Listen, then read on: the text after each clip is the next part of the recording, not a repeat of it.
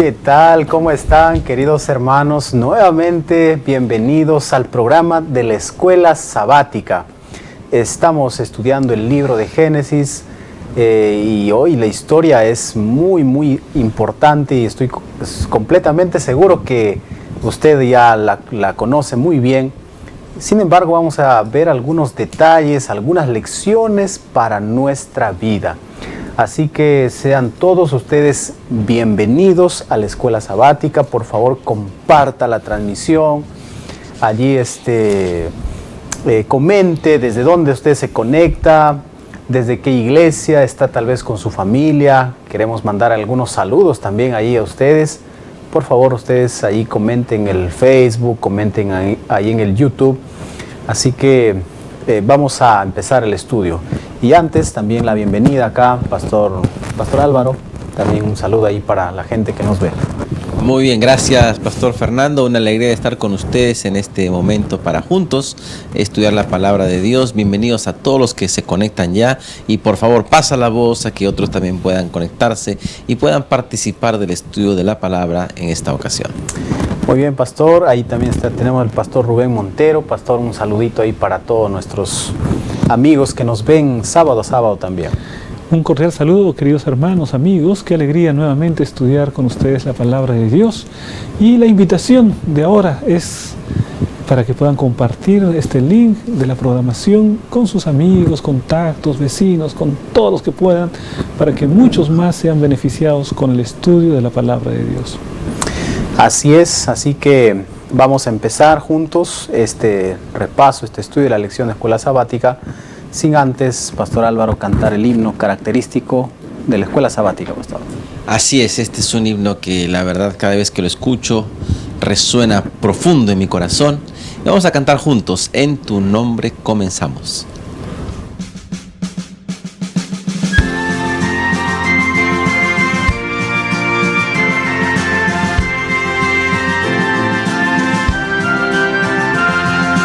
En tu nombre comenzamos esta escuela, oh Señor. Con fervor te suplicamos, seas nuestro director. Esta escuela nos enseña tu palabra obedecer y tu ley en nuestra vida ante el mundo enaltecer. Cada sábado venimos a tu escuela, oh Jesús. Ven, Señor, a instruirnos en la ciencia de la cruz.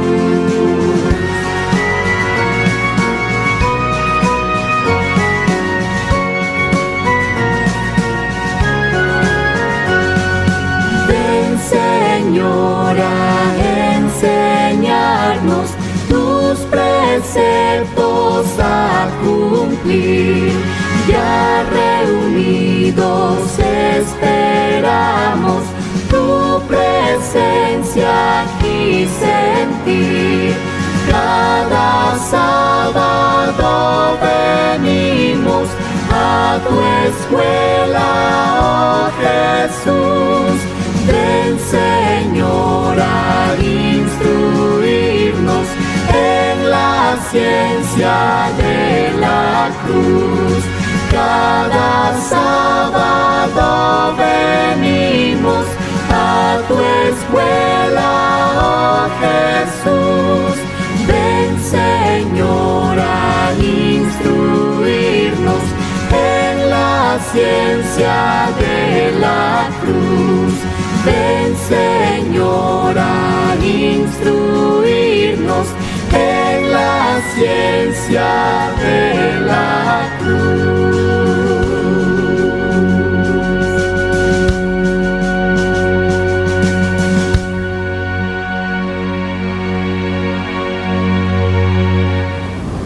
Vamos a inclinar el rostro para hacer una oración. Padre nuestro que estás en el cielo, te damos gracias, Señor, porque una vez más estamos reunidos para estudiar tu palabra. Pedimos que estés con nosotros, que diriges este estudio y que podamos aprender lecciones que apliquemos en nuestra vida. Pedimos todo en el nombre de Jesús. Amén. Amén. Muy bien, amigos, vamos a entrar al estudio de la lección de esta semana. Sin duda, la historia de José abarca buena parte del libro de Génesis. Y con la historia de José va a terminar también el libro de Génesis, ¿no? Entonces, sin más preámbulo, vamos ahora a dar inicio al estudio de la lección de escuela sabática.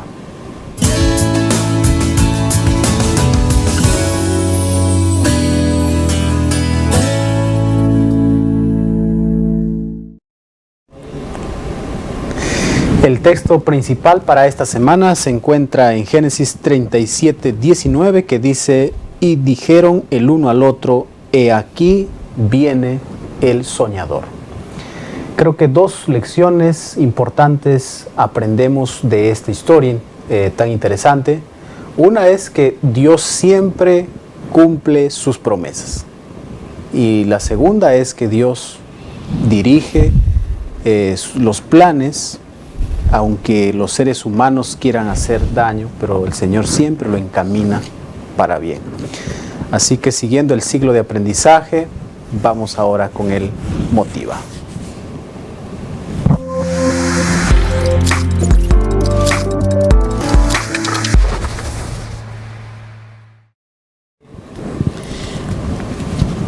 La lección de esta semana nos habla acerca de José y lo que tuvo que vivir. Y en medio de todo eso, ustedes van a ver una imagen ahora de un niño que fue castigado a pararse, ¿no? Los castigos típicos de los padres, ¿no? Párese en ese lugar hasta que yo se lo diga. Y la mascota, su perrito Leal, se paró junto al niño mientras duró todo el castigo. El perro es el mejor amigo del hombre, dicen algunos. Es más leal incluso que algunos amigos.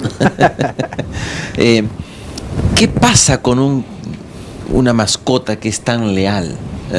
A veces no le dan de comer a la mascota, pero sigue siendo leal, sigue siendo fiel a su dueño.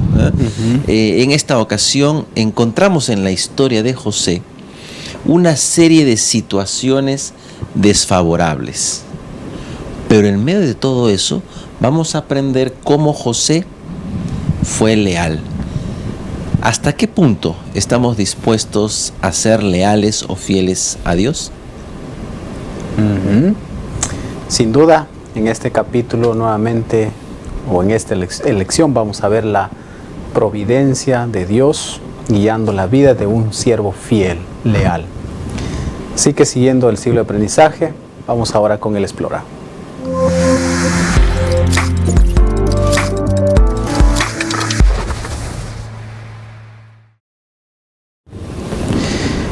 Pastor Rubén, siguen los problemas aquí nuevamente en la casa de Jacob. ¿Qué problemas? ¿Por qué surgen estos problemas ahora ya con la historia de José? Bueno, aquí en la palabra de Dios se nos dice varias cosas que nos dan un indicativo, ¿no? Yo creo que una de las primeras cosas es que aquello que empieza mal, pues acaba mal también, ¿no? Si nosotros vemos la manera en que Jacob fue engañado el día de su matrimonio, cuando estaba destinado para casarse con Raquel, y luego aparece Lea, tiene dos esposas, y luego vienen las siervas de las esposas, Bilha y Silpa. Entonces prácticamente convivían ahí una familia grande en la que habían 4 esposas, bueno, 2 esposas y 2 concubinas básicamente, y los hijos, los 12 hijos, ¿no? Y entonces a partir de eso encontramos pues que la poligamia no es el plan de Dios, ¿no? Ya vivir con una sola mujer es un gran desafío. Imagínese Jacob viviendo con 4, ¿no? Y con todos los problemas que ello acarrea, y los hijos de cada una.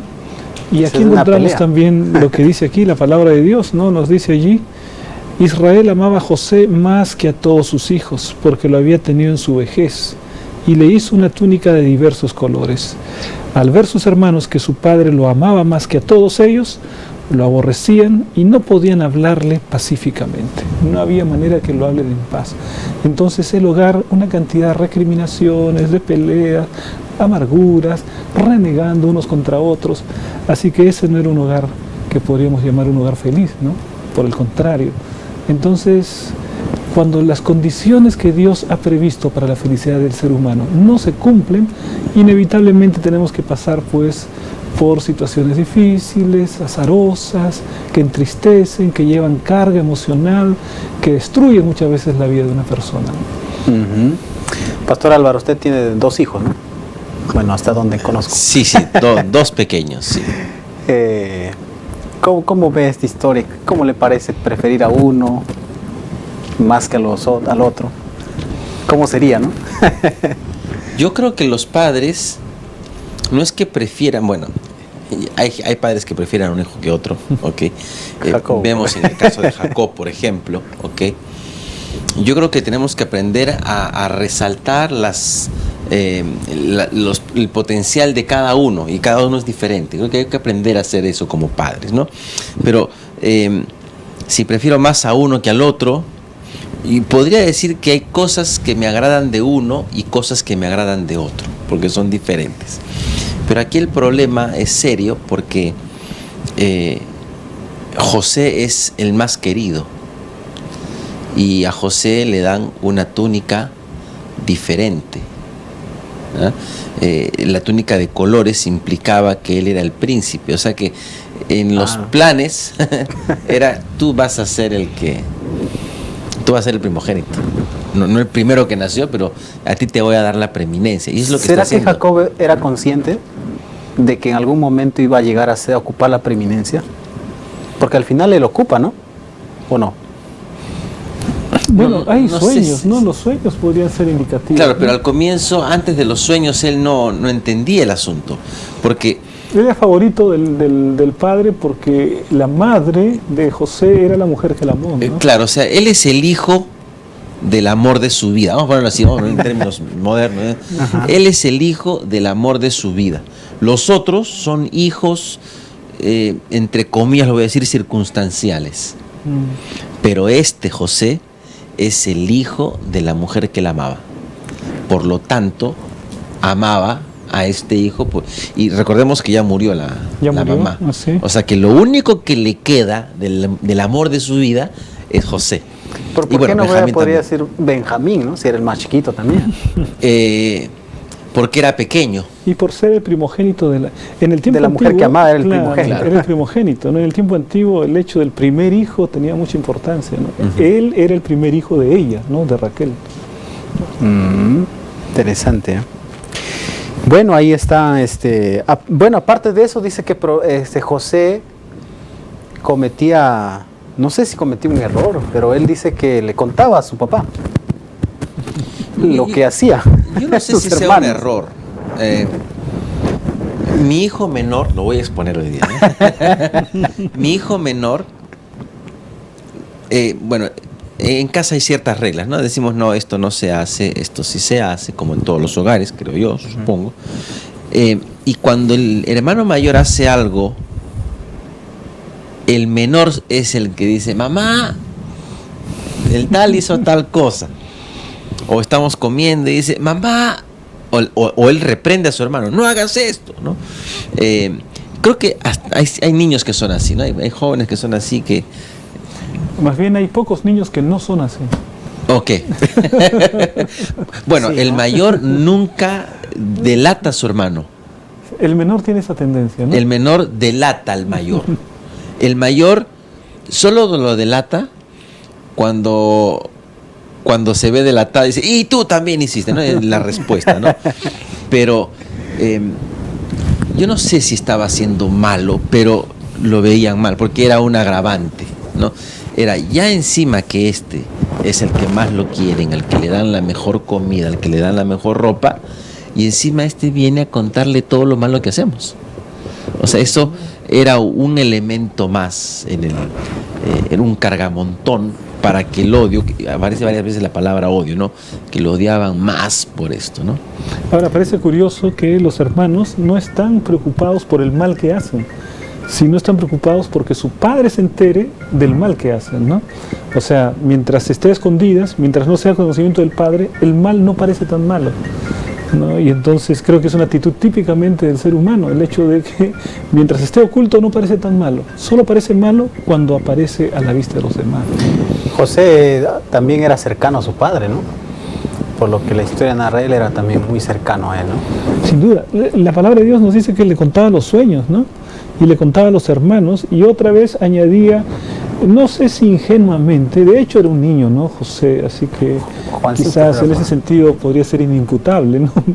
Era un niño que contaba lo que veía en sus sueños, y entonces él contaba acerca del manojo en los campos, luego también del sol, la luna y las estrellas, y ahí se lo contó al padre y el padre se vio incluido. O sea, que el padre entendía los sueños, ¿no? Y que los sueños eran muy claros, ¿no? Todas las espigas de ustedes se inclinaban delante de la mía. El sueño sumamente, no se necesita ser un gran intérprete para saber qué significa, ¿no? O por lo menos por dónde va. Y lo otro también, que el sol, la luna y las estrellas, los hijos, el sol, la luna, su madre y su padre, y entonces todos inclinándose delante de él. Y entonces le contó a su padre, versículo 10, ¿qué sueño es este que tuviste? ¿Acaso vendremos yo, tu madre y tus hermanos a postrarnos en tierra ante ti? Sus hermanos le tenían envidia, pero su padre meditaba en esto. Esta misma palabra, esta misma declaración, el autor bíblico del Nuevo Testamento la toma, ¿no? Porque dice, hablando de María, cuando ve el tema de Jesús, y su madre meditaba, su madre guardaba todas estas cosas en el corazón, cuando le hablaban acerca de su hijo. Y acá dice, y su padre meditaba en esto, ¿no? O sea, de todas maneras, el impacto de los sueños de José le llevaban a pensar al padre, ¿no? Acerca del destino de José. El hecho de que se repita el sueño, no el sueño, sino el mismo motivo en el sueño, ya en el antiguo cercano oriente indicaba algo, ¿no? De que era un sueño importante, ¿ok? Entonces el padre algo empezaba a suponer, y él parece que finalmente en el versículo dice lo reprende, pero después dice que él pensaba en eso, meditaba en esto. Es como que, ¿cómo es que esto se va a cumplir? Es como que él pensaba que en algún momento se cumpliría, aunque no sabía cómo. De hecho, José era experto en sueños, bueno, de paso la lección ya por título, experto en sueños. Porque, bueno, sabía interpretar también los sueños, soñaba y sabía interpretar los sueños, ¿no? Pastor Rubén, ahí hay dos de los hermanos que cumplen un rol importante para que no hicieran lo que querrían hacer con José. Y estos son Rubén y Judá, ¿no? Coméntenos un poco de esto, de este incidente, pastor. Bueno, ahí es cuando ya la historia va avanzando un poco más. Los hermanos son pastores, ¿no? Están cuidando el rebaño, están lejos de él. Y José es enviado para que, dice allí, para saber cómo están y para que me traigas noticia de ellos, le dice Jacob, ¿no? Tráeme noticias.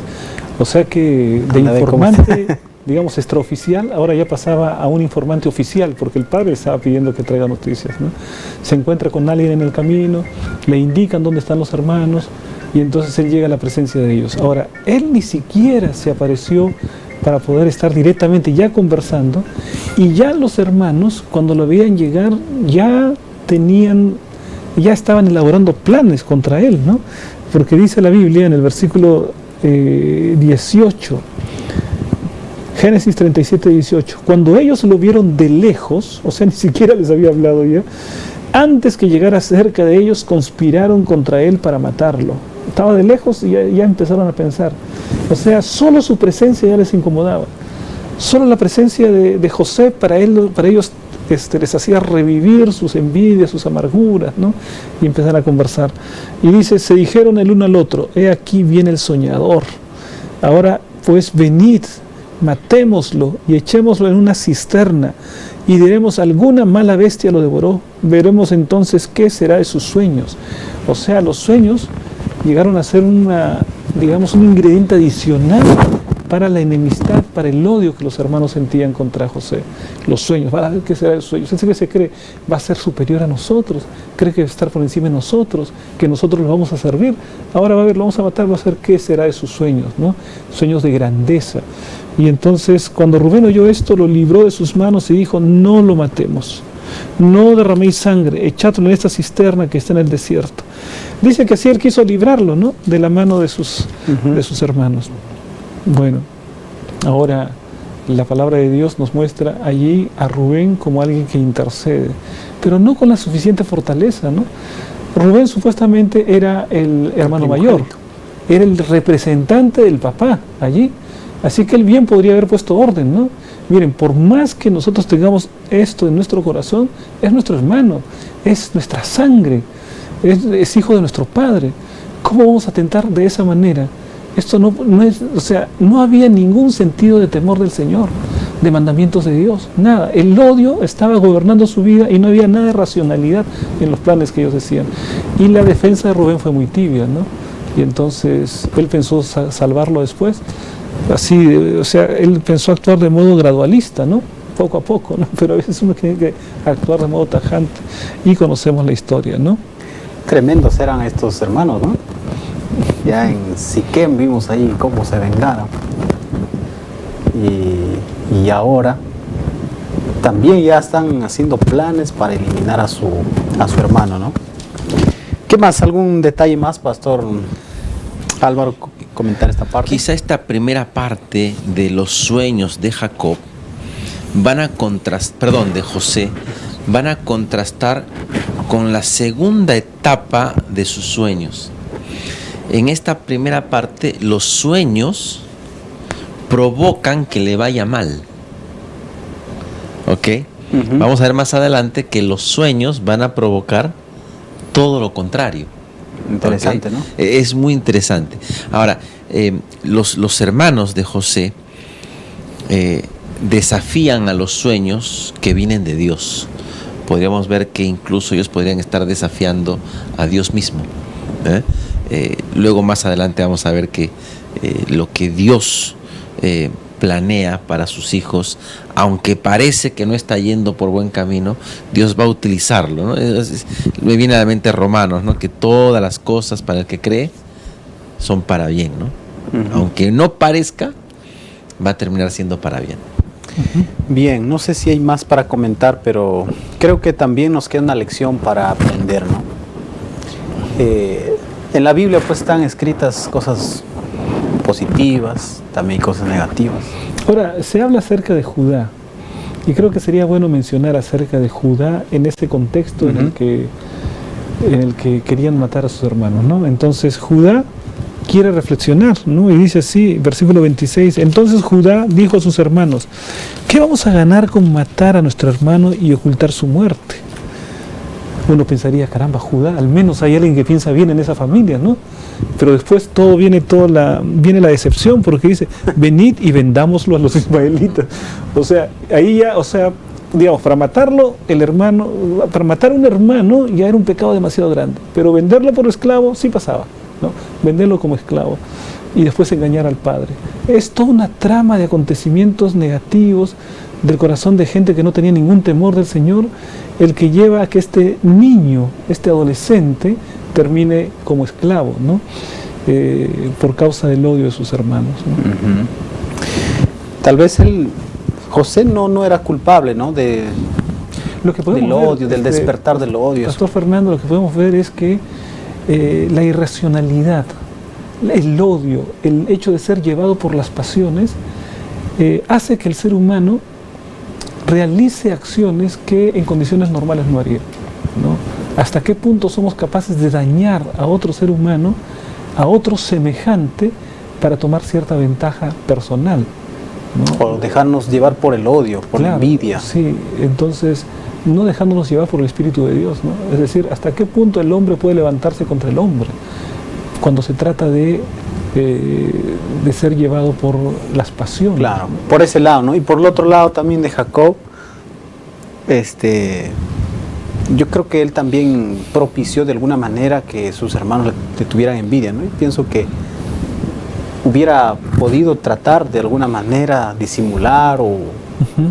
Ahora uno puede tratar a pensar, todos por Jacob, igual, ¿no? Jacob tuvo sus errores, es cierto, y Jacob tiene que dar cuenta de sus errores, y seguramente cada uno tiene que dar cuenta de Dios, ¿no?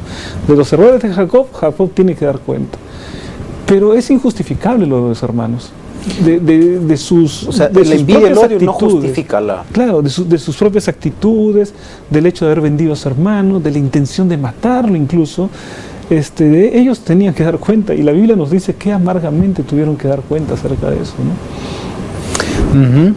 Vamos entonces aquí les comentaba ahí en interno, hay como un paréntesis, ¿no? Hay una historia ahí, como que hay una pausa y vamos a entrar a otra historia ahí.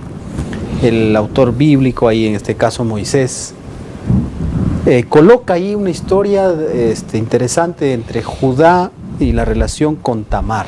Que parece no tener ninguna relación con lo que está contando, ¿no? Aparentemente. Está contando de una ¿no? cosa y de pronto entra en un escenario diferente. Pero hay un hilo, ¿no? Que está uniendo hasta la sí, simiente, que claro, es Jesús. Sí, es un escenario que podríamos decir paralelo, ¿no? Es mientras está siendo llevado, mientras está siendo esclavo, mientras ese es su destino, en la casa de Jacob las cosas no iban bien. Judá tenía cierta supremacía, pero las cosas no iban bien. Entonces está mostrando esa línea paralela del destino de José y el de sus hermanos, cada uno por su lado, ¿no? Pastor, sí, coméntenos un poquito. También la historia de Judá y Tamar, el pastor Rubén mencionaba que parece que Judá no estaba de acuerdo con matarlo, y disiente con sus hermanos. Y aquí el capítulo 38 dice: aconteció en aquel lugar, versículo 1, que Judá se apartó de sus hermanos. Es como que no consintió con la idea de que su hermano finalmente termine como terminó, y el dolor que le hicieron sentir a su padre. Y él como que se aparta, ¿no? Y va a tomar decisiones extrañas, ¿ok? No son las mejores decisiones. Y vemos una vez más en esta narrativa cómo Dios, a pesar de nosotros, Él está al mando, y Él va a dirigir sus planes para que se cumpla. Y es interesantísimo aquí que entre Judá y Tamar, ¿no? Tamar, que es cananita o cananea, y Judá, que se supone que es de la simiente de Abraham y de la simiente de Jacob, más justa es Tamar que Judá, porque finalmente Judá no quería reconocer lo que había hecho hasta que tiene enfrente la evidencia, y luego vemos cómo a través de Tamar es que es una de las únicas 4 mujeres que aparecen ya en el Nuevo Testamento en la genealogía de Jesús. Así que Dios puede utilizar incluso a alguien que uno no se imagina para cumplir sus planes, ¿no? Y sí. Diría, pastor Álvaro, que quizá esa es la razón, digamos, de más peso para poder entender por qué la historia de Tamar se encuentra aquí, ¿no? Porque si la leemos así de manera lineal, hasta acá, en el Génesis, parece desconectada completamente de la secuencia de que José, la historia se va con José, pero pronto entra Judá y Tamar, no es un paréntesis total. Pero cuando vamos al Nuevo Testamento encontramos a Tamar, y Tamar es como la línea genealógica de Jesús.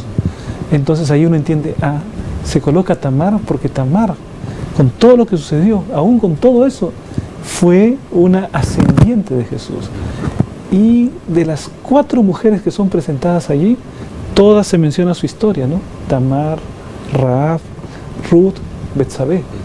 De todas se conoce la historia, de las mujeres, no de todos los hombres.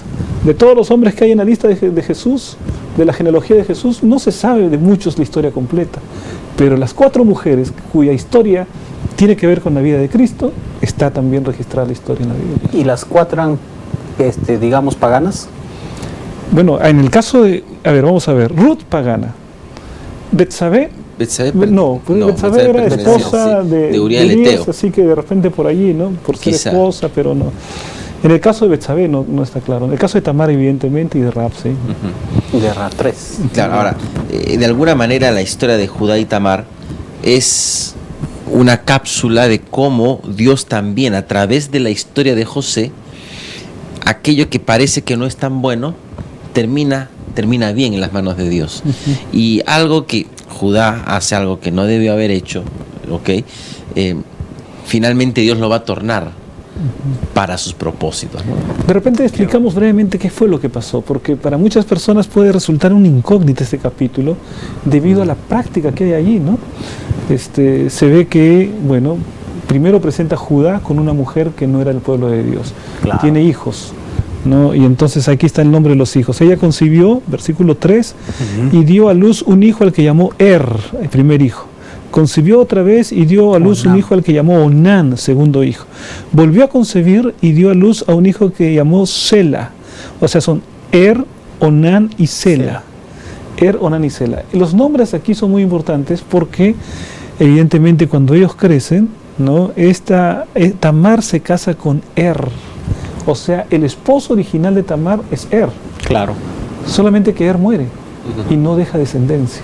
Ahora, no dejar descendencia en ese tiempo era considerado pues una maldición, ¿no?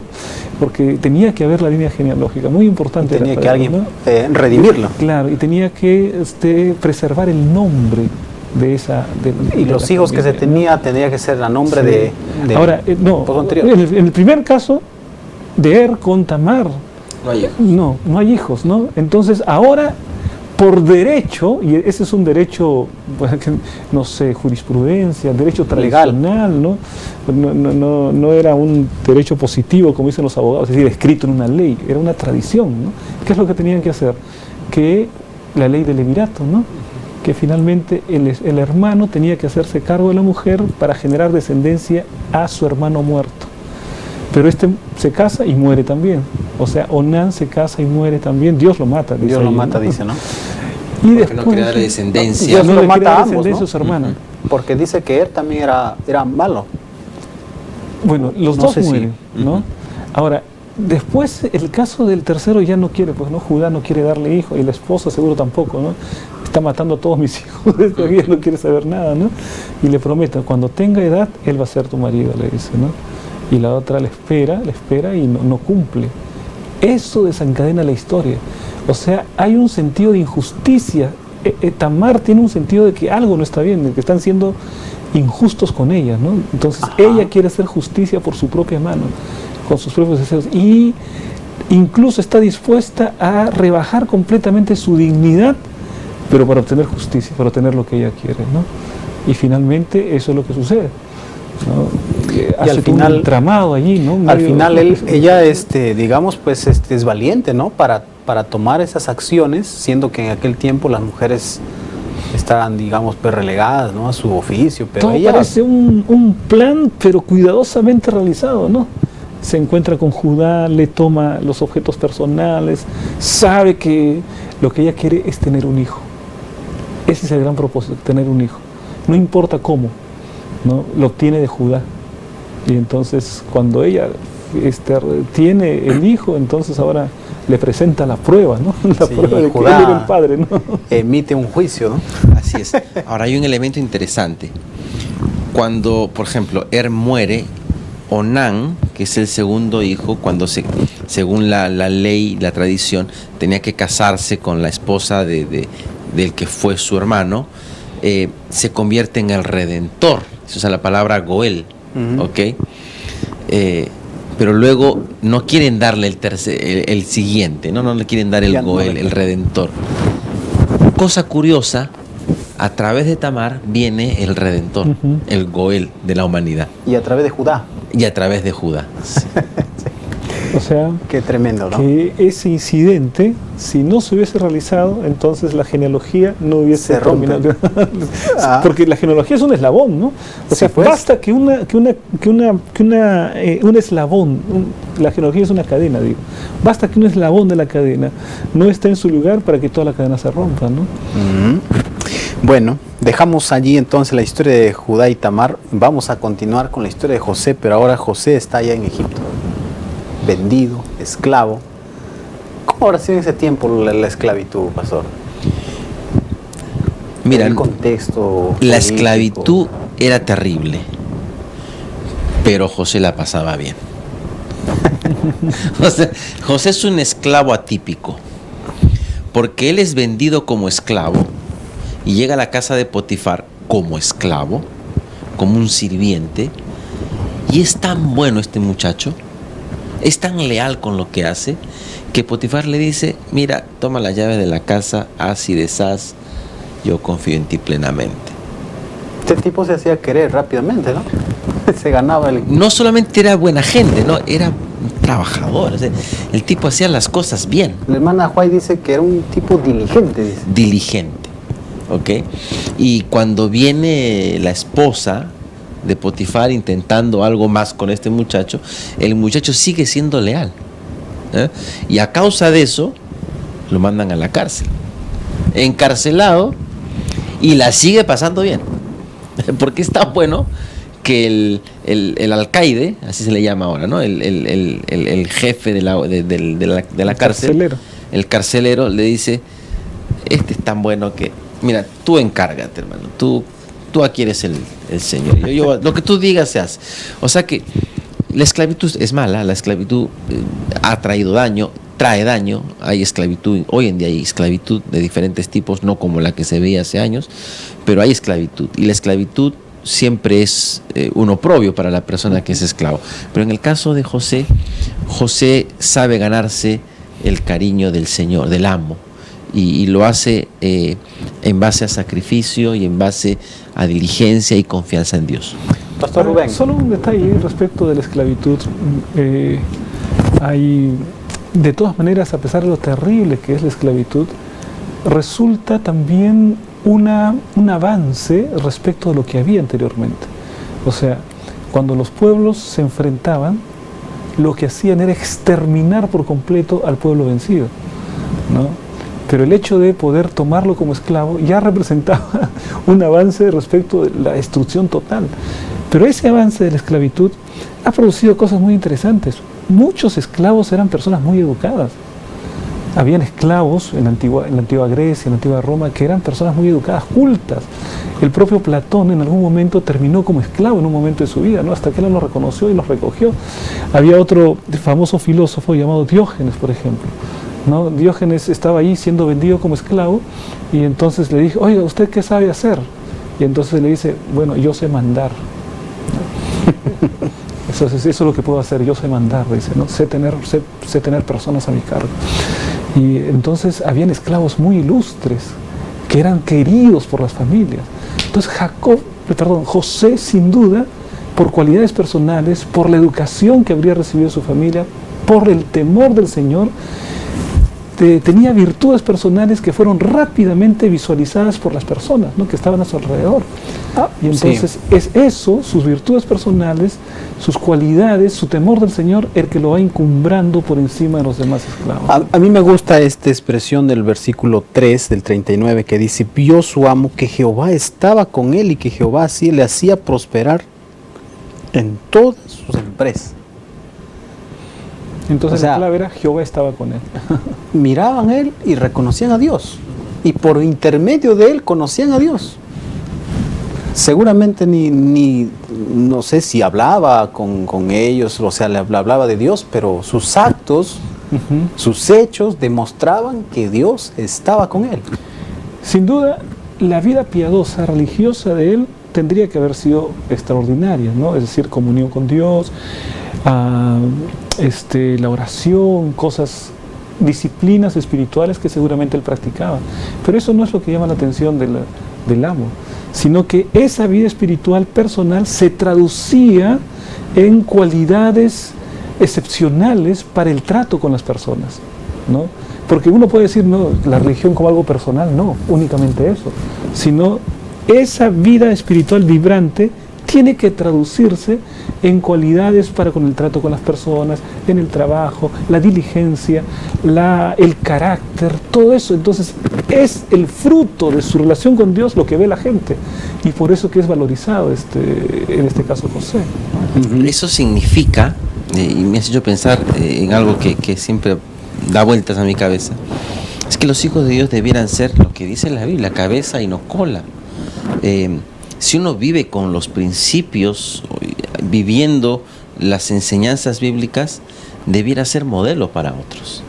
Y es una invitación a los que nos están escuchando: seamos como José, hagamos las cosas cabalmente, diligentemente, y Dios va a prosperar. Creo que es una lección muy importante que podemos aprender de la vida de José en esta segunda etapa, que sigue en condiciones desfavorables aparentemente, pero al estar con Dios todo le va bien, todo le va bien. No importa dónde él estaba, no importa cuán desfavorable era su situación, incluso no importa cuánto estaba sufriendo él interiormente por la ausencia de la familia, por la esclavitud, por la cárcel, pero siempre brillaba. Él tenía razones Siempre para estar salía quizá adelante. renentido, renegado. Si hubo alguien que tenía razones para renegar de la vida, era José.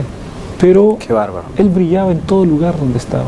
Hay un canto, pastor, que dice: brilla en el sitio donde estés. Ese era José. José brillaba en el sitio donde estaba. Qué tremendo. Una lección tan grande para nosotros, ¿no? Que a veces nos quejamos de las cosas, teniendo muchas cosas, muchos privilegios. Nos quejamos, renegamos. Y José, en condiciones más desfavorables, era un hombre que, como decía el pastor, lo pasaba bien. No sé cuántos de ustedes habrán pasado por esclavitud o por la cárcel. No sé, de repente hay alguien, ¿no? Pero aún en esa situación, José es un ejemplo, ¿no? Esa es la característica de un hijo de Dios, ¿no? Que aún en la cárcel puedes cantar, puedes orar. Pablo, Silas, ejemplo de que tener a Dios en el corazón hace la diferencia.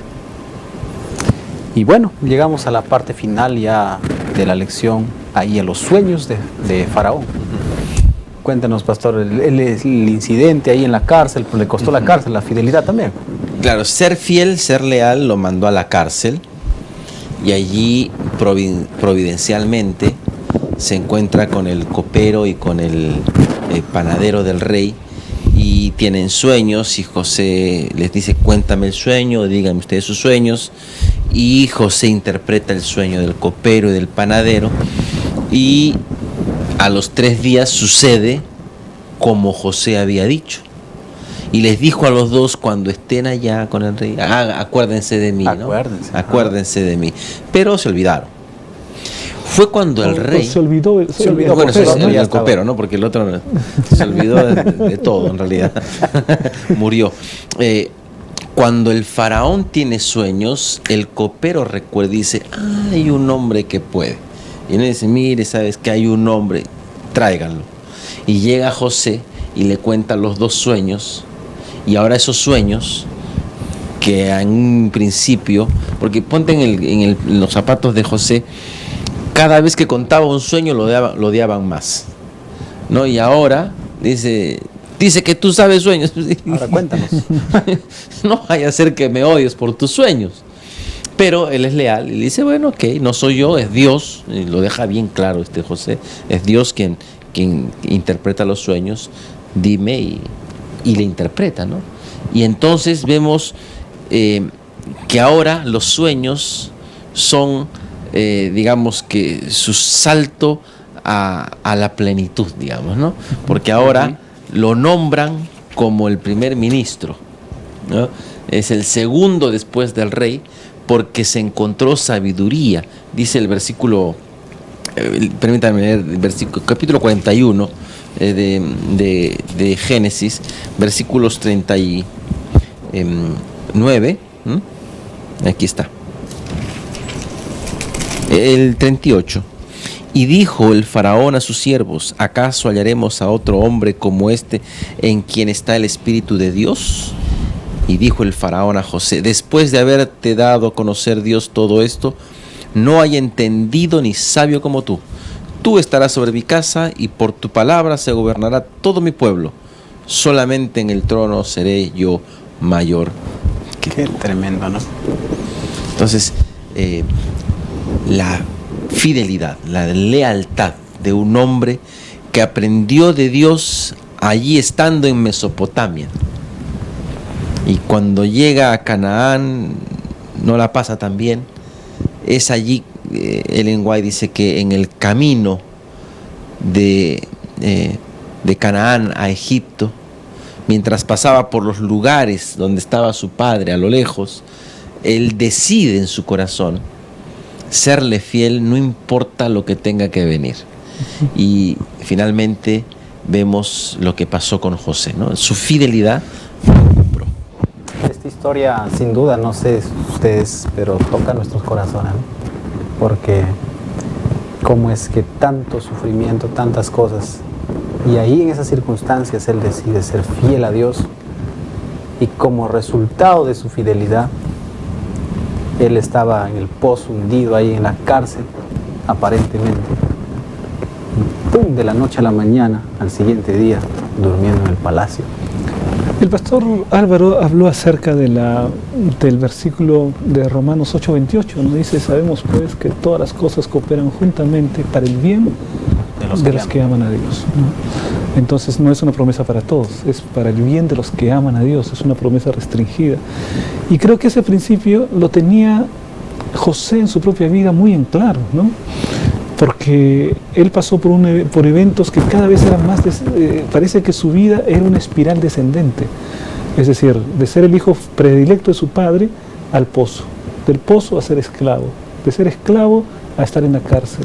Es decir, cada aspecto de la vida parecía que iba de fracaso en fracaso, parecía no tener ninguna razón para confiar en que Dios estaba dirigiendo su vida. Y a pesar de todo eso, creo que él entiende algo que es crucial para nuestra vida cristiana, ¿no? Él entiende que todas las cosas cooperan juntamente para el bien de los que aman a Dios. Por lo tanto, incluso la cárcel, incluso la esclavitud, incluso todas esas cosas negativas que estaban pasando, él sabía que lo ayudaban para cumplir el propósito de Dios en su vida. De alguna manera era como un entrenamiento, no sé, una escuela para... Una escuela para responsabilidades mayores, ¿no? Sí. Pero incluso también el hecho de ser gobernador constituye en sí mismo una prueba también, porque el propósito final de la vida de José no era que llegue a ser un gobernador. El propósito final de la vida de José, así como también el propósito final de cada una de nuestras vidas, es que aprendamos a ser como Dios, a tener el carácter de Jesús, a cultivar eso en nuestra vida. Y todo lo demás que ocurre en nuestra vida son insumos, son materia prima para que Dios pueda forjar en nosotros un carácter semejante al de Cristo. Y me gustó la última parte que dijo, ¿no? José era probado sin tener nada, y ahora como gobernador ahora es probado teniendo poder. Todo, claro. Porque ahí es otro riesgo. Quizá la prueba mayor es el poder, ¿no? Y es otro riesgo, porque él podía desviarse tal vez, porque estás arriba, ¿te va bien? Sí, sí, sí. Hay una frase que se repite continuamente, ¿no? Que dice: el poder corrompe, y el poder absoluto corrompe absolutamente, ¿no? O sea que una prueba era la prueba del poder también. Muy bien, sin duda la lección está interesante, emocionante realmente de esta historia. Sin embargo, por el tiempo, vamos ahora con el aplica.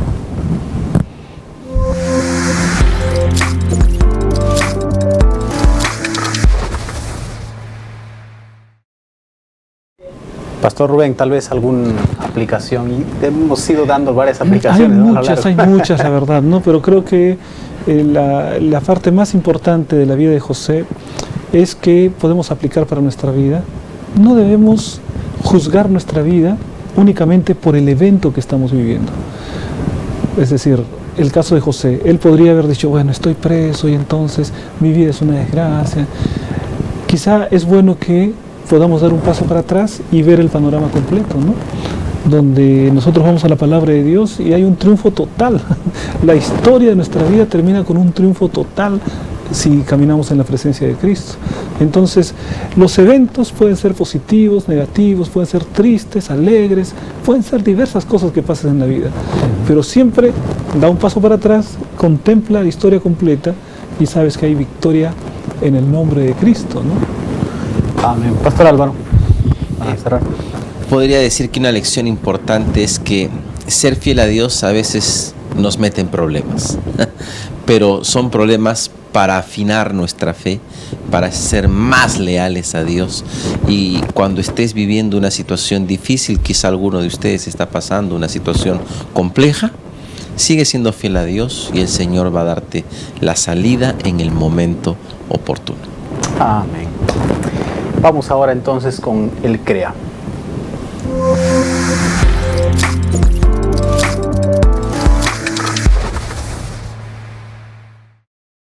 Bien, apreciados amigos, hermanos, llegamos al momento de las preguntas claves. 5 preguntas, por favor, coloca falso o verdadero según creas allí en el chat, ¿no?, de la red social que estás asistiendo. La pregunta 1 dice: José, el hijo de la vejez de Jacob, disfrutó de una relación especial con su padre, quien lo amaba más que a todos sus hermanos. Respuesta: verdadero. Verdadero. José era el hijo predilecto de su padre. Pregunta número 2. ¿Fue Judá el que propuso a sus hermanos que se venda a José como esclavo? ¿Falso o verdadero? ¿Qué dice? Verdadero, ¿no? Verdadero, ¿no? Judá dio aquella idea más humanitaria, ¿no? En lugar de matarlo, aunque sea venderlo como esclavo. Yo creo que lo mejor hubiese sido que esos hermanos mayores se pongan los pantalones y no digan: ¿qué vamos a hacer con nuestro hermano de esta manera? ¿No? ¿Qué estamos pensando? Ninguno tuvo el valor de hacer eso. 3.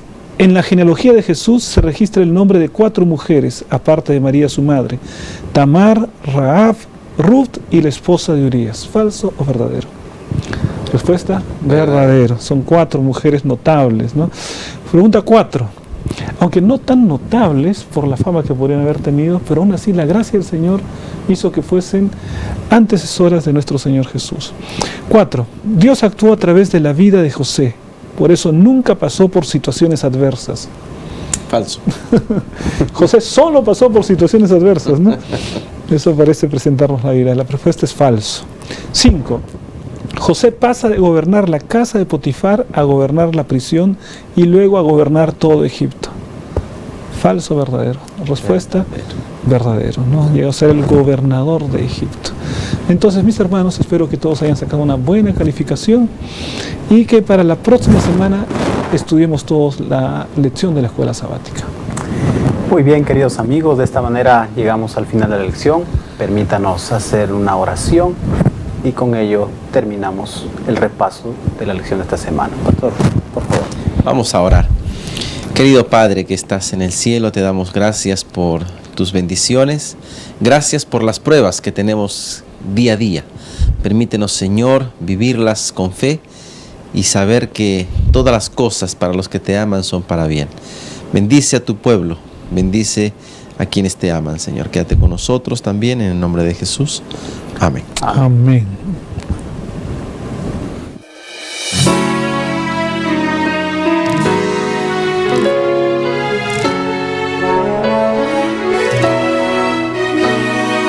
Todo fiel discípulo del buen Jesús demostrará su amor y lealtad. En el diario estudio de nuestra lección y la palabra viva de Jesús. Sí, diariamente estudiaré mi lección.